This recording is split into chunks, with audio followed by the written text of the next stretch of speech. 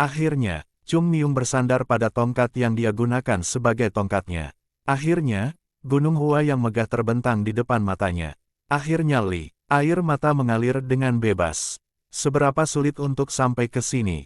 Dia telah berkali-kali menyentuh bahu dengan kematian dan tiba dengan menggunakan tubuh anak kecil, tidak berbeda dari yang biasa, tidak kurang dari tubuh orang biasa. Tentu saja, itu bukan sesuatu yang biasanya tidak dihadapi orang dalam perjalanan mereka, kebanyakan kelaparan dan kelelahan.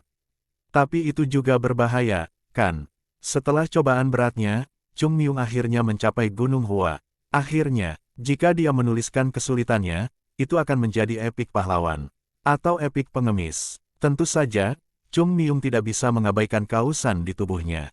Meskipun dia telah mengumpulkan ki, energi yang seharusnya digunakan untuk mengembangkan tubuhnya dihabiskan untuk berjalan dan berlari.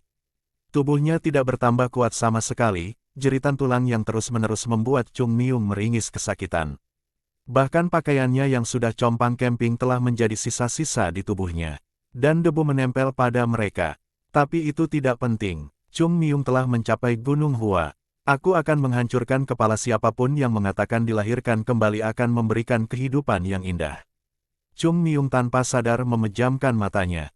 Siapa Anda dilahirkan kembali itu penting. Jika dia terlahir kembali sebagai pengemis tanpa orang tua atau kuil untuk menerimanya, dia lebih suka tidak bereinkarnasi. Tapi penderitaan berakhir sekarang. Dia akhirnya mencapai Gunung Hua. Jadi, sekarang dia akan melihat dengan matanya sendiri, apa yang terjadi dengan Gunung Hua. Ayo pergi. Chung Miung dengan penuh semangat mendorong tongkatnya dan mulai mendaki Gunung Hua. Setelah beberapa saat, huak, Chung Miung, yang menempel di lereng tebing, terengah-engah seperti paru-parunya akan meledak. Tes apa ini? Di gunung ini, di gunung yang sangat penting ini. Apakah masuk akal jika jalannya menjadi seperti ini? Dia bisa mengingat jalan sekte Shaolin dan Wudang yang dipenuhi dupa, tapi dia tidak bisa melihat satu orang pun mengunjungi Gunung Hua. Chung Miung menatap sedih ke bawah. Tebing tak berujung membentang di depan pandangannya. Apakah itu berlebihan? Jelas sekali, tidak ada yang tidak ada habisnya. Tapi dia berada di atas awan. Gunung gila ini sangat tinggi, dia telah melewati awan dan dia masih harus berjalan. Ini bukan jalan lagi. Jika ini adalah jalan, maka burung pipit adalah burung phoenix. Bisakah Anda menyebutnya jalan jika Anda tidak bisa menancapkan kedua kaki di tanah dan harus mengayun ke depan dengan tangan dan lutut? Sialan, apa yang mereka pikirkan, membangun sekte di atas gunung ini. Chung Miung ingin berlari dan menyelidiki segera setelah dia mencapai Gunung Hua, tetapi sepertinya dia tidak mendapat kesempatan. Sahyung, bukankah Gunung Hua tempat yang sangat menguntungkan? Bukankah puncak di sana itu berbentuk seperti pedang? Sepertinya sekte itu memantapkan dirinya di tempat yang baik. Sialan, apa? Puncak seperti pedang, sangat seperti pedang. Jalan menuju sekte memotong kakinya seperti pedang. Dikatakan bahwa Gunung Hua adalah yang paling curam dari 5 gunung. Hanya ketika dia tidak bisa menggunakan seni bela diri, Chung Miung benar-benar mengerti. Aku benar-benar akan mati. Itu bukan lelucon. Ia sepenuhnya yakin bahwa hidupnya dalam bahaya. Anggota tubuhnya sudah gemetar, dan dia memiliki jalan yang panjang. Dan melihat betapa kosongnya tempat itu, dia mengerti betapa parahnya penderitaan Gunung Hua. Chung Miung mengerang dan menyandarkan dirinya ke dinding. Tapi dia tidak bisa menyerah. Apa gunanya jika dia menyerah setelah semua ini? Jika ada gunung, tugas pria adalah mendakinya. Panjatlah, dan bangkit kembali dengan ketekunan dan keberanian. Sebenarnya, turun lebih berbahaya. Betulkah? Sebuah tangan mencakar bagian atas tepi tebing. ACCKKK, ujung jari putih berdebu itu rapuh, namun mereka mengangkat bagian tubuh lainnya. Aku akan mati. Chung Miung menjatuhkan diri ke punggungnya, hampir tidak berhasil mengangkat tubuhnya. Hampir jatuh. Dia bisa melihat awan yang dia letakkan jauh di bawahnya. Datang sejauh ini, sebagai seorang anak, pantas mendapat pujian dari dirinya sendiri. Itu tidak berjalan dengan mudah. Itu benar-benar tidak berjalan dengan mudah. Kabar baiknya adalah, dia tidak harus turun gunung. Yang tersisa hanyalah menemukan sekte. Ayo lihat, Chung Miung berjuang untuk berdiri dan melihat sekeliling. Dengan cara itu, di depannya ada jalan menuju puncak. Dari sedikit jalan di sepanjang jalan, dia bisa melihat Gunung Hua. Kaki kecil Chung Miung terpompa. Hatinya bergetar. Setelah 100 tahun, dia akhirnya kembali ke Gunung Hua. Tentu saja, ini baru sebulan sejak aku tiba di sini. Tapi mari kita gunakan 100 tahun, karena kedengarannya lebih keren. Mendaki bukit itu tidak sulit sama sekali. Tubuhnya benar-benar lelah, tetapi pikiran untuk mencapai Gunung Hua memberinya kekuatan. Ah, pemandangan genteng gerbang utama memenuhi matanya dengan sentimen. Sungai dan gunung telah berubah, tetapi ubin ini tidak, kurva lembut masih menangkap semangat Gunung Hua. Benar, di ubin tua itu. Hah, tua, sebuah ubin hilang. Chung Miung menggosok matanya. Apakah dia salah? Tidak peduli berapa banyak dia menggosok, pemandangannya tidak berubah. Dengan setiap langkah lebih dekat, gerbang yang setengah hancur menjadi semakin jelas. Chung Miung terhenti. Gerbang utama adalah hal pertama yang dilihat pengunjung. Bahkan jika interiornya rusak, gerbang depan selalu tetap megah dan rapi. Tapi ini adalah gerbang Gunung Hua. Konstruksinya yang hemat dan pragmatis memancarkan suasana Gunung Hua. Dan setidaknya tetap rapi. Tetapi, apa yang saya lihat, ubin tersebar di sana-sini dan dicoret-coret di mana-mana. Mereka perlu diganti, dan parah, tetapi pilar yang retak, menghitam, dan tidak dicat bahkan lebih mengerikan. Spiderwebs, mereka harus sering disingkirkan, jadi dia bisa mengerti itu. Namun, tidak mungkin untuk memahami mengapa mereka ditinggalkan di tempat yang begitu terlihat. Dan titik naga api, kemana perginya tanda itu? Papan nama itu, kemana perginya? Bukankah papan itu melambangkan sekte itu sendiri? Kemana perginya? Gerbang ini tidak membaca, Sekte Gunung Hua Agung. Itu adalah papan nama yang dibersihkan Sahyung setiap pagi. Kemana perginya? Di mana? Kaki Chung Miung kehilangan kekuatan. Dia nyaris tidak terhuyung-huyung ke gerbang utama, tetapi dia tidak punya kata-kata lagi. Dari apa yang saya dengar, itu hancur. Sekte Gunung Hua, saya pikir saya pernah mendengarnya. Bukankah mereka terkenal di masa lalu? Dari apa yang saya dengar, mereka membunuh iblis surgawi dan kemudian runtuh. Apakah mereka masih di sana? Hancur. Gunung Hua, mata Chung Miung bergetar. Tidak, kotoran anjing macam apa ini? Orang lain mungkin putus asa, tetapi Chung Miung berjuang untuk menahan rasa jengkelnya yang semakin besar. Gunung Hua, hancur. Sial, bukan sesuatu yang lain, tapi Gunung Hua. Gunung Hua, ya ampun. Gunung Hua hancur. Gunung Hua, tidak peduli seberapa keras dia mencoba, dia tidak dapat menyangkal kenyataan. Chung Miung, babak belur dan terguncang, akhirnya harus mengakuinya. Sahyung Yang Mun, kenapa ini bisa terjadi? Kenapa? Kenapa ini bisa terjadi? Ah, keheningan yang menyesakkan ini. Gunung Hua sebenarnya bisa dihancurkan. Tidak peduli apa yang dia dengar dalam perjalanan. Ke sini, dia tidak mendengar satu hal pun tentang Gunung Hua. Dia kadang-kadang mendengar tentang Sekte Wudang, Sekte Shaolin, atau bahkan sekte yang lebih kecil, tetapi tidak sepatah kata pun tentang Gunung Hua. Inilah sebabnya aku menyuruhmu untuk bertindak tidak berlebihan, Sahyung. Yah, dasar bajingan. Gunung Hua adalah sebuah sekte. Apa artinya para pejuang yang terjebak di pegunungan mempercantik diri dan bertingkah seperti orang besar? Mereka yang mengabaikan kesulitan orang lain tidak berhak membicarakan masalah mereka. Bahkan saat itu, kamu seharusnya menahan diri. Para tetua, murid, dan bahkan murid besar lainnya semuanya terbunuh dalam pertempuran itu. Banyak sekte mengatakan mereka mengirim yang terbaik, tetapi tidak ada sekte yang berinvestasi seperti Gunung Hua. Para tetua yang seharusnya memimpin sekte itu meninggal, dan para murid yang seharusnya menggantikan mereka meninggal.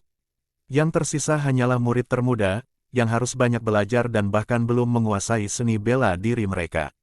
Kalau begitu, siapa yang seharusnya menyandang nama Gunung Agung Hua? Benar, dia bisa merasakan harapannya hancur.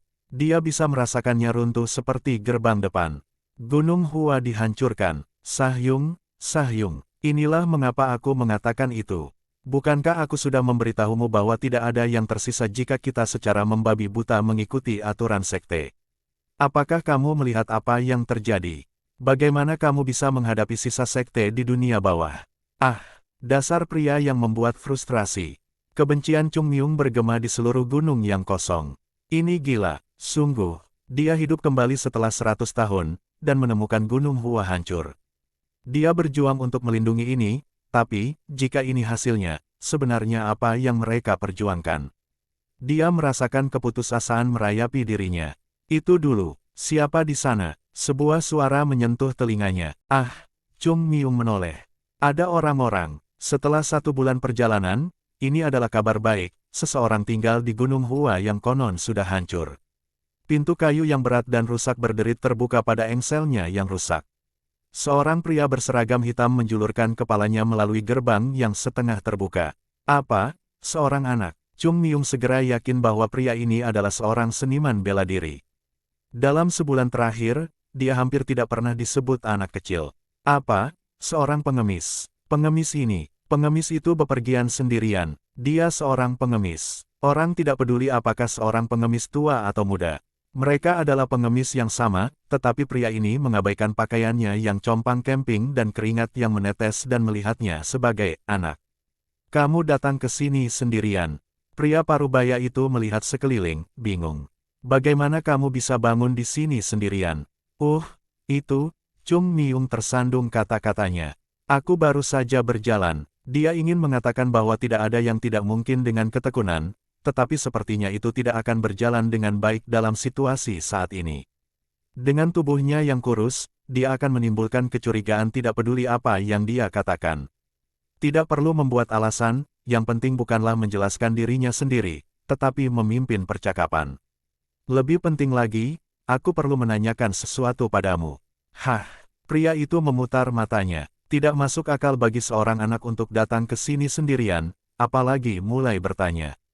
Apakah kamu seorang seniman bela diri Gunung Hua? Kau tahu tentang Gunung Hua? Apakah saya benar? Untuk saat ini belum terlambat. Chung Myung menghela napas lega. Itu pasti di ambang reruntuhan, dia bisa tahu itu hanya dari pandangan sekilas, tapi itu tidak sepenuhnya hancur, dan itu adalah bagian yang penting. Bagaimanapun, warisan terus berlanjut. Chung Myung memutuskan sendiri. Pertama-tama, Gunung Hua adalah. Masuklah untuk saat ini. Hah, Chung Myung terkejut dengan senyum ramah pria itu. Matahari akan terbenam. Oh, benar, hari sudah mulai gelap. Malam di Gunung Hua dingin. Anda sudah mengalami hari yang panjang, jika Anda mengambil risiko malam di luar, kemungkinan besar Anda akan mati kedinginan. Turun gunung sekarang tidak masuk akal. Tempat ini tidak menerima tamu sekarang, tapi aku tidak bisa membiarkan seseorang yang mengetahui Gunung Hua kembali sendirian. Mata Chung Myung berputar. Bukankah ini terlalu mudah? Kalau dipikir-pikir, tidak ada alasan bagi Chung Myung untuk mewaspadai dia. Untuk apa pengemis lemah seperti dirinya perlu waspada? Jika tidak ada yang datang dengan Anda dan Anda tidak memiliki rencana lain, masuklah. Kami akan mendengarkan apa yang Anda katakan nanti. Chung Myung sedikit linglung, seperti ada sesuatu yang membengkak di dalam dirinya. Benar, ini dia. Apa artinya membuat nama untuk dirimu sendiri dengan pedang? Bahkan sebelum mereka mengangkat pedang, Sekte Gunung Hua sudah terkenal. Hampir tidak ada jejak Gunung Hua yang tertinggal, tetapi api dari sekte yang perkasa itu belum padam. Kalau begitu aku akan merepotkanmu malam ini. Chung Myung menundukkan kepalanya. Masuk. Pria itu mengantarnya masuk dengan senyuman. Ya, sebelum itu, Chung Myung terdiam. Bagaimana dia harus memperkenalkan dirinya? Saya tidak tahu. Dia tidak akan mempertanyakannya, kan? Saya Chung Myung. Jika tidak terlalu kasar, bolehkah saya tahu nama tuannya? Chung Myung, ya, nama yang bagus. Saya Un-am, keluarga Un. Mata Chung Myung berbinar, mungkin keluarganya berubah. Jika itu adalah keluarga Un, maka pria ini pasti cicit. Keluarga Chung Myung dan Un Gunung Hua saling eksklusif. Keluarga tidak akan ada secara bersamaan, pada satu waktu, itu akan menjadi Chung, dan pada waktu lain akan menjadi Uns. Dan karena sudah 4 generasi sekarang, ini pasti keluarga Un. Maka dia tidak akan pernah melihatku. Murid terakhir Gunung Hua yang melihat Chung Myung berasal dari keluarga lain, jadi pria bernama Un-am ini tidak akan tahu tentang dia. Rasanya seperti bertahun-tahun telah berlalu sejak dia berjalan melewati gerbang ini. Chung Myung telah dibawa ke Gunung Hua oleh Sahyung ketika dia bahkan tidak bisa mendaki gunung sendiri, dan sekarang dia kembali atas kemauannya sendiri. Dia harus menarik napas dalam-dalam. Mempertimbangkan apa yang mereka tinggalkan di Gunung Hua dan keadaan kepulangannya, tidaklah aneh jika Gunung Hua telanjang. Tidak, sebaliknya, Itu diharapkan, dan itu bukan kesalahan orang-orang saat ini.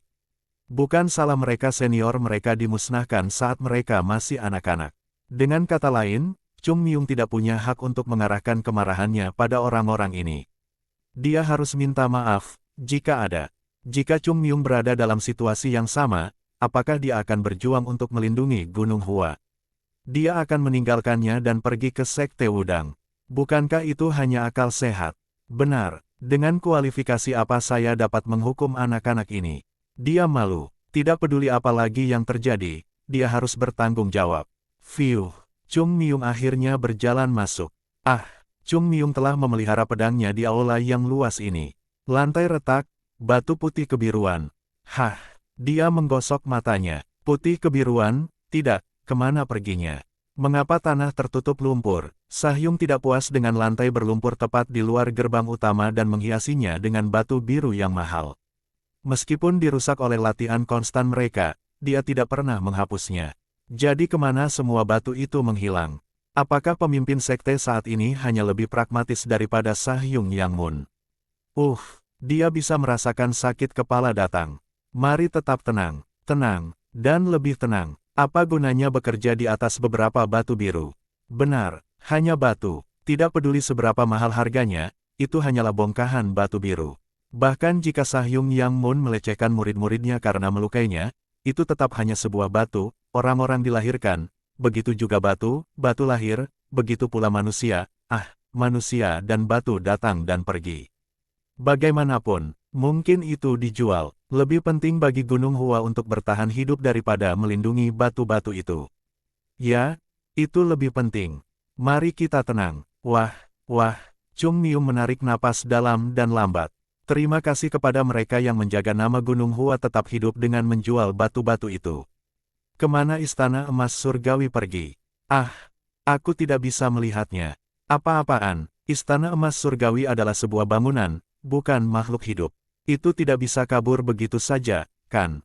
Tapi tidak peduli seberapa keras dia melihat, istana emas surgawi digantikan oleh tanah tandus. Sana. Chung Myung mengangkat jarinya yang gemetar ke tempat istana emas surgawi seharusnya berada. Tanah di sana tampak aneh, apakah ada sesuatu di sana? Sepertinya kamu memiliki mata yang bagus. Awalnya ada istana di ruang itu. Petik 2, di sana ada. Kemana perginya? Itu bukan cerita yang harus didengar oleh anak muda sepertimu.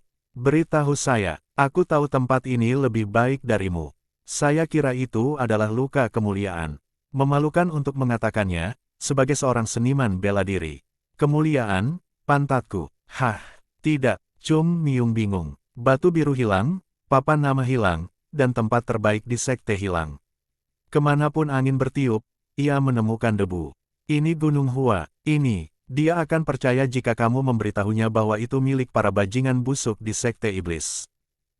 Apakah kamu baik-baik saja? Tidak apa, tidak ada sama sekali. Namun, setiap kali dia menarik napas, dia sepertinya menangkap seteguk debu. Ini sedikit, sepertinya sedikit, sunyi. Unam tersenyum sedih, ekspresi pahit yang menyakiti Chung Myung. Benar, tentu saja akan seperti itu. Orang-orang yang melindungi Gunung Hua, seperti Unam, adalah orang-orang yang paling menderita setelah keruntuhannya. Jika mereka memiliki kemampuan, mereka tidak akan membiarkan Gunung Hua menurun seperti ini. Jika mereka tidak setia, apakah mereka akan tetap tinggal meskipun runtuh? Anda pasti sangat menderita. Memikirkannya saja sudah sangat membebani hatinya. Tidak peduli seberapa keras Chung Myung menerimanya, itu tidak seberapa dibandingkan dengan kesedihan orang-orang yang melindunginya selama ini. Kemarilah. Ya, ketika tamu datang, sudah sepantasnya memberi mereka tempat untuk beristirahat. Namun, Gunung Hua adalah sekte, dan ada hukum yang harus diikuti oleh para tamu. Saya mengerti Anda mungkin ingin beristirahat, tetapi Anda harus terlebih dahulu memberi hormat. Petik 2, Chung Myung mengangguk patuh. Unam membawanya ke tempat yang mirip dengan kuil. Meskipun ada beberapa kuil penting di Gunung Hua, tidak berlebihan untuk mengatakan bahwa kuil Okcheon adalah yang paling penting. Chung Myung tidak meninggalkan ajaran Gunung Hua, jadi masuk dan berdoa adalah hal yang benar.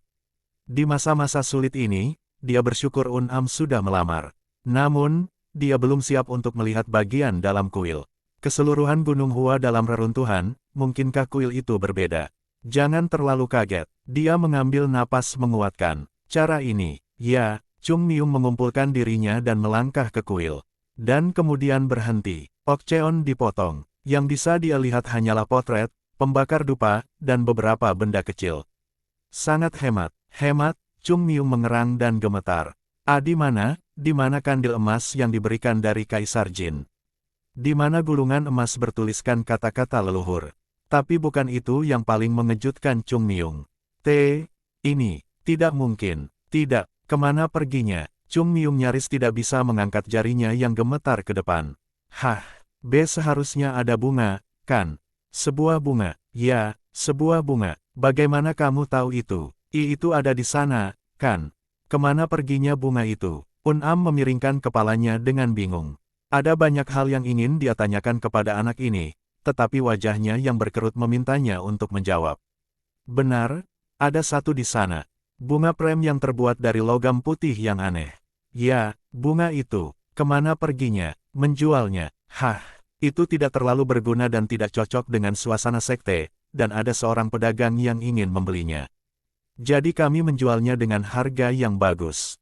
Terjual, benar, tapi kamu, apa? Mata Chung Miung berputar gila-gilaan. Aduh, The White Fragrant Plum Blossom, bersama dengan Divine Sword of Valet Dawn, itu adalah salah satu dari dua item suci sekte tersebut. Itu tidak berkilau seperti emas atau bersinar seperti perak, namun dikatakan mengandung esensi Gunung Hua. Dan orang-orang gila ini menjualnya. Ada hal lain untuk dijual. Anda menjualnya. Kalian idiot. Kombinasi keterkejutan dan kelelahan akhirnya mengalahkannya, membuat Chung Miung jatuh ke tanah. Dia hampir bisa melihat sosok Sahyung Yang Mun yang ketakutan. Hancur. Gunung Hua hancur. Benar-benar hancur. Sahyuneng. Chung Miung pingsan. Penatua Hyunjong dari Sekte Gunung Hua menatap Am dengan bingung. Maksudmu dia datang ke sini sendirian? Ya, lalu dia pingsan di dalam kuil Okcheon. Sepertinya dia bahkan tidak bisa makan dengan benar tetapi, karena dia mendaki Gunung Hua sendirian, wajar jika dia kelelahan.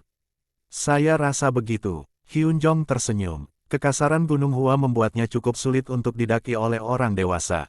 Ketegangan yang akan diberikannya pada seorang anak tidak akan terlukiskan. Di mana anak itu sekarang? Aku memindahkannya ke Plum Blossom Hall. Saya juga menelepon Yun Jin untuk memeriksanya, dan dia bilang tidak ada masalah selain kelelahan. Bagus. Hyunjong mengangguk. Apapun kondisinya, anak itu adalah tamu Gunung Hua sekarang. Tapi aneh bagi seorang anak untuk naik ke sini sendirian. Apakah tidak ada cerita di baliknya? Setelah kunjungan ke Okcheon, saya akan bertanya padanya, tetapi, seperti yang Anda tahu, dia pingsan, dan saya tidak bisa bertanya. Saya melihat, tetapi, Am mengerutkan kening dan menjelaskan bunga prem itu kepada Hyunjong. Kau menjualnya. Hyunjong memiringkan kepalanya dengan bingung. Ya, dia mengatakan itu dan kemudian pingsan. Penatua mengelus jenggotnya. Tentu saja, saya bisa saja salah dengar. Tapi itu adalah cerita yang panjang. Itu bukan satu-satunya hal yang aneh. Sebelum aku sempat menanyakan apapun padanya, dia bertanya padaku apakah aku seorang seniman bela diri Gunung Hua.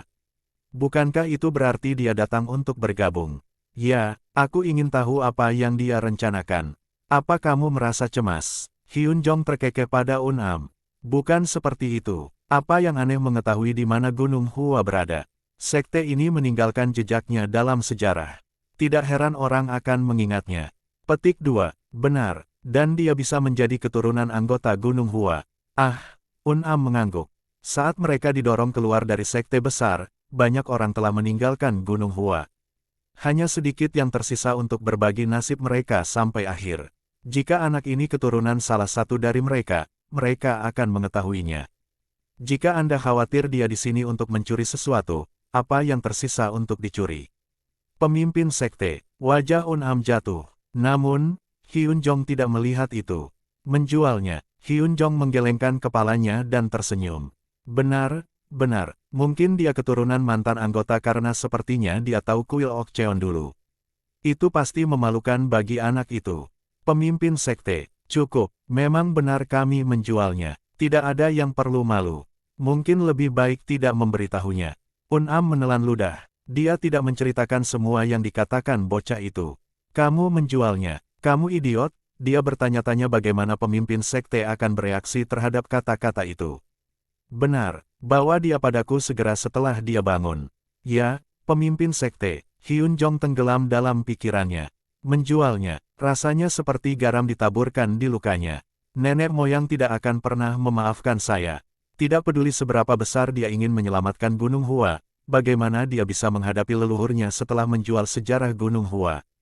Rasanya sakit memikirkan, nama Gunung Hua seharusnya tidak berakhir di zaman saya. Wajah Hyun Jong menjadi gelap. Itu tidak akan terjadi, bahkan dalam mimpinya, dia bekerja siang dan malam untuk menjaga Gunung Hua tetap terapung. Tetapi setiap hari, harapannya memudar. Un'am diam-diam berdiri. Saya pergi. Un'am berhenti, tepat saat dia hendak pergi. Pemimpin sekte, jika anak itu ingin bergabung, apa yang kamu rencanakan? Bergabunglah, sekte Gunung Hua tidak menerima murid lagi. Namun, akan berbeda jika mereka adalah keturunan salah satu murid. Itu tidak akan terjadi. Hyun Jong mengangguk. Mantap, saya mengerti. Tunggu, ya, pemimpin sekte. Siapa nama anak itu? Chung Myung. Itu Chung Myung. Chung Myung. Ekspresi Hyun Jong menjadi gelap. Baik, Anda bisa pergi. Ya, Chung Myung. Dia memiliki nama yang sama dengan salah satu pendekar pedang Gunung Hua. Aneh, itu pasti aneh. Kalau saja dia masih hidup. Jika saja Plum Blossom Sword Saint yang terkenal selamat dari pertumpahan darah itu, nasib Gunung Hua akan jauh berbeda. Itu adalah lamunan yang tidak berarti, tapi Hyun Jong tidak bisa menahan diri. Begitu banyak hutang, Hyun Jong merasa begitu, sangat sendirian. Kamu bajingan terkutuk. Chung Myung meludahkan kutukan. Kamu tidak punya apa-apa lagi, jadi kamu menjualnya. Itu menjengkelkan. Bahkan jika mereka mati kelaparan, itu bukanlah barang yang harus mereka jual. Tidak peduli seberapa lusuh kelihatannya, para murid sudah mati. Anak-anak kecil tidak tahu apa-apa. Benar, tetapi bahkan jika Gunung Hua dihancurkan, itu tidak bisa dijual. Tidak, ini lebih baik daripada dihancurkan. Jika leluhur melihat Chung Myung, mereka akan memarahinya. Tidak ada seniman bela diri yang harus terobsesi dengan hal-hal materi. Dia tahu itu. Dia mengetahuinya dengan baik. Kotoran. Chung Myung mengerang. Dia melihat ke bawah ke pegunungan. Setiap kali dia merasa frustrasi, dia akan mendaki gunung lain dan melihat Gunung Hua. Ketika dia melihat puncak tak berujung naik menembus awan seperti pedang, semangatnya bangkit. Tapi sekarang, kotoran, semuanya buruk. Itu semua dalam keluar. Rasanya seperti perutnya membusuk setiap kali dia melihat sesuatu yang hilang. Sekte telah menurun. Sungguh, itu lebih seperti runtuh daripada menolak. Apapun yang berharga telah dijual. Itu berarti hampir semua yang ada di Gunung Hua. Tidak diragukan lagi, Okcheon adalah tempat terakhir yang mereka sentuh. Setelah dia melihat kuil Okcheon, dia bisa mengerti mengapa tempat ini begitu rusak. Mereka sangat miskin sehingga mereka menarik batu biru dan menjualnya. Benar. Saya mengerti semuanya. Semuanya baik-baik saja, tapi ini. Petik 2. Mengapa seni bela diri begitu bengkok? Chung Myung berguling-guling di lantai di luar aula. Dia akan mati jika jatuh, tapi Chung Myung tidak punya waktu untuk memikirkannya. Orang tua itu, bahkan bukan murid kelas 3. Bicara tentang takdir. Dalam keadaan normal, Chung Myung bahkan tidak akan bisa menebak level Un'am. Tidak peduli seberapa kuat dia dulu, dia tidak lebih dari seorang anak kecil sekarang.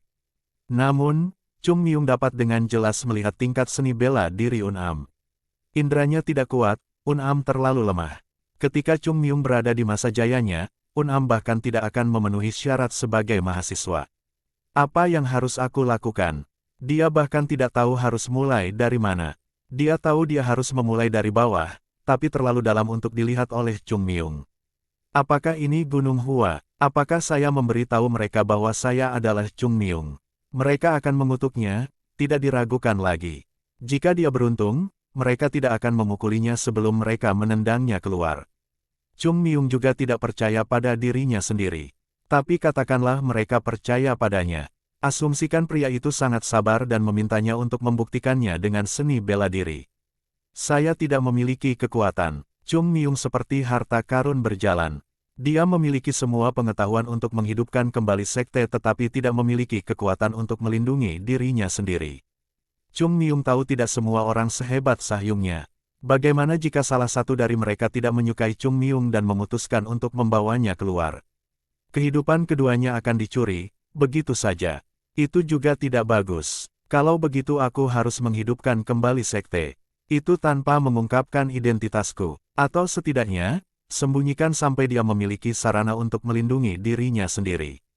Akan lebih mudah untuk melawan sekte iblis. Dia tertawa. Dia harus mengajar seni bela diri untuk menyelamatkan Gunung Hua dan dirinya sendiri. Dia ingin mulai memukul orang, tapi jika aku tahu ini akan terjadi, aku tidak akan lari ke sini. Dia berhutang pada Gunung Hua. Satu-satunya alasan dia bisa berkeliling mengatakan dia adalah pendekar pedang terbaik di dunia adalah karena Gunung Hua. Namun, dia tidak memberikan apapun kembali ke Gunung Hua, hanya kehormatan mengalahkan iblis surgawi. Berkat itu, Gunung Hua berada di ambang kehancuran. Bagaimana dia bisa mengabaikan Gunung Hua?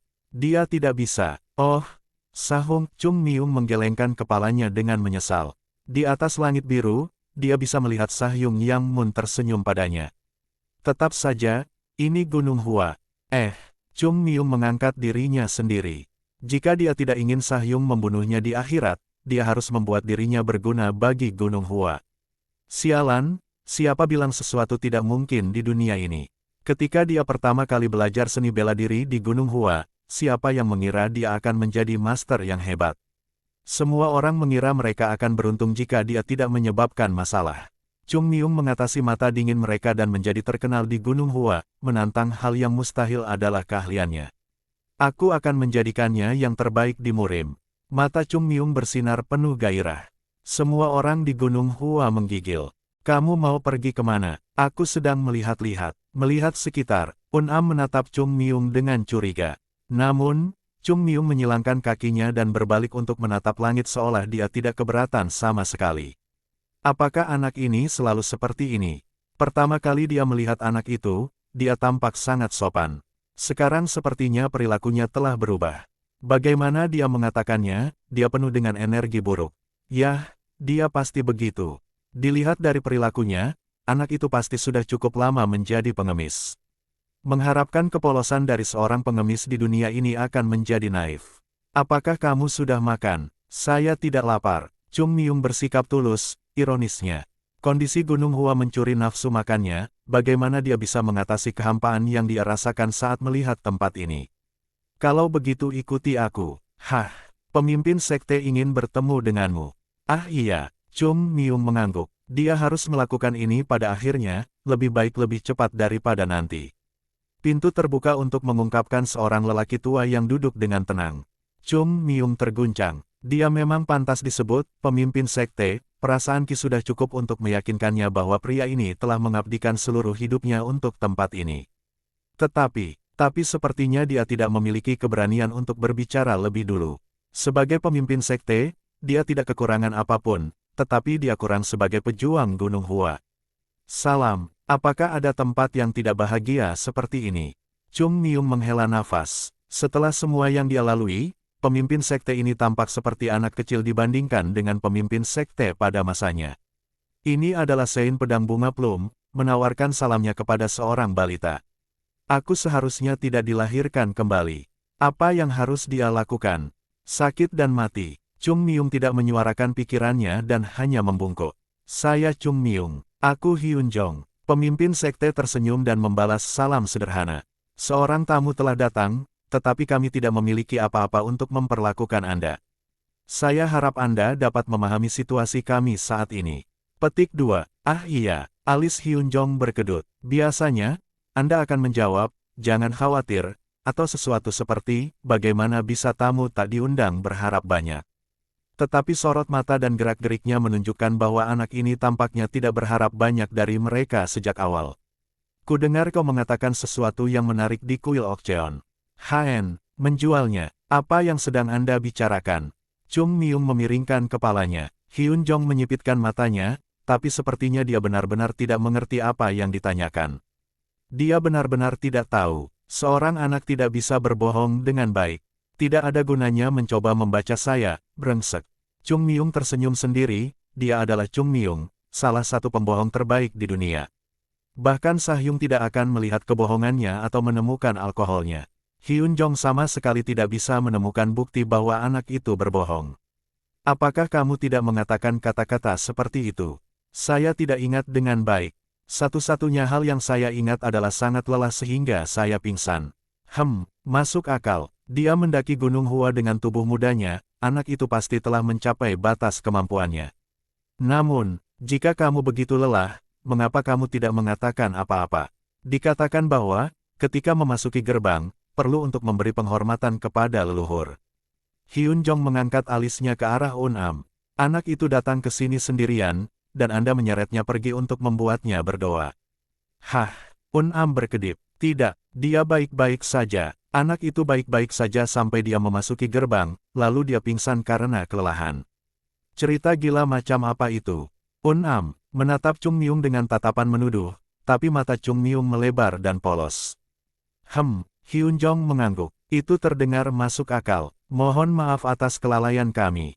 Tidak apa-apa. Benar. Pertanyaan lain. Ya, mengapa kamu mendaki gunung yang curam ini? Jangan bilang kamu datang ke sini karena iseng. Gunung Hua bukanlah sesuatu yang didaki orang untuk hal baru, apalagi anak-anak. Sebuah pertanyaan yang tajam. Tapi Chung Myung sudah menyiapkan jawabannya sebelumnya. Pemimpin sekte, aku mendengarkan. Saya ingin memasuki sekte Gunung Hua. Kau ingin masuk? Mata Hyun Jong menyipit. Ya, Hyun Jong menatap Chung Myung, tapi dia tidak bisa melihat apapun dari matanya yang polos. Apakah itu berarti kamu naik ke sini dengan suatu tujuan? Ya, Hyun Jong mengangguk. Gunung Hua bukanlah tempat untuk turis. Kamu ingin memasuki Gunung Hua. Ini berarti Anda tahu tentang Gunung Hua. Ya, memasuki. Mata Hyun Jong menyipit. Chung Myung menjilat bibirnya. Masuk akal. Chung Jin dikejar oleh sekte iblis dan menghilang sebelum pertempuran terakhir. Orang hilang, tidak mati. Chung Jin jatuh dari tebing. Seorang penebang kayu menemukannya dan membantunya sembuh, namun, cedera itu terlalu parah baginya untuk pulih sepenuhnya.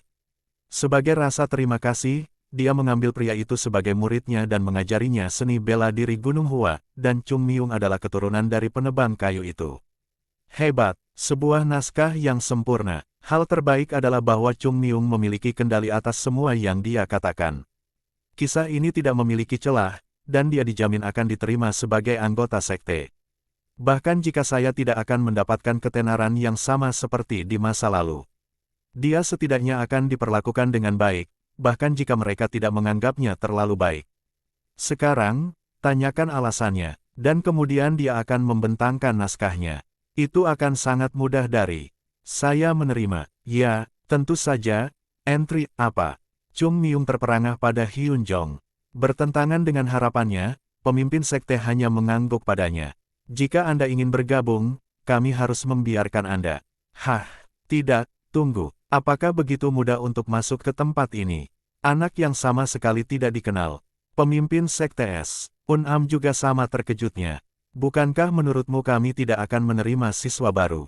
Ya, tanyakan padanya. Aku merubah pikiranku. Hyun Jong tersenyum. Sejujurnya, kami tidak dalam posisi untuk menerima siswa baru, tetapi kami tidak dapat memunggungi seorang anak yang datang sejauh ini untuk mengetahui tentang Gunung Hua.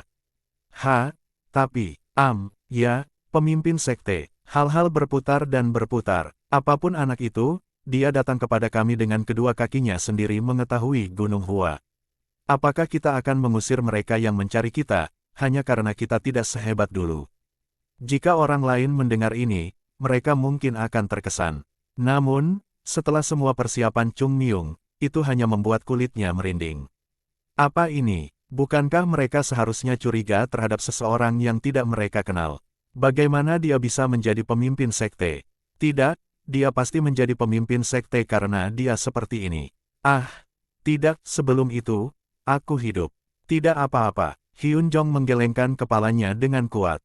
Tidak masalah kehidupan seperti apa yang Anda jalani sebelum ini. Apakah Anda seorang pendosa atau pencuri? Saat Anda mendaki Gunung Hua, masa lalu Anda akan hilang. Tentu saja, tapi itu tidak bisa sesederhana itu. Tidak, aku bilang itu baik-baik saja.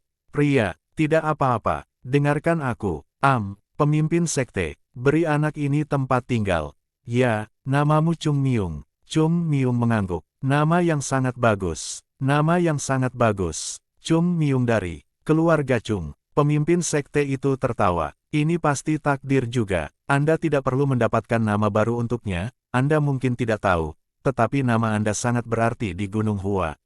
Mata Hyunjong menyipit. Apakah ada orang yang cukup layak untuk nama itu? Ya, jawab Chung Myung. Aku akan melihat. Chung Myung berdiri kaku, dan Unam mengantarnya pergi dengan ekspresi cemberut. Cara ini, pemandangan Gunung Hua menarik perhatiannya saat dia melangkah keluar. Saya sudah masuk. Unam menyela pikirannya. Upacara perkenalan belum diadakan, tetapi mulai saat ini kamu adalah murid Gunung Hua. Kamu akan menjadi wadah untuk seni bela diri, dan murid termuda dari Gunung Hua. Yang termuda, mata Chung Myung bergetar, termuda. Dia, orang suci pedang bunga plum, Chung Myung, yang termuda. Hehehehe, ketika hiburan Chung Myung bocor, Unam hanya bisa tersenyum. Kau tampak bahagia, ya, sangat senang, hahaha. Tapi mengapa air mata jatuh? Kotoran,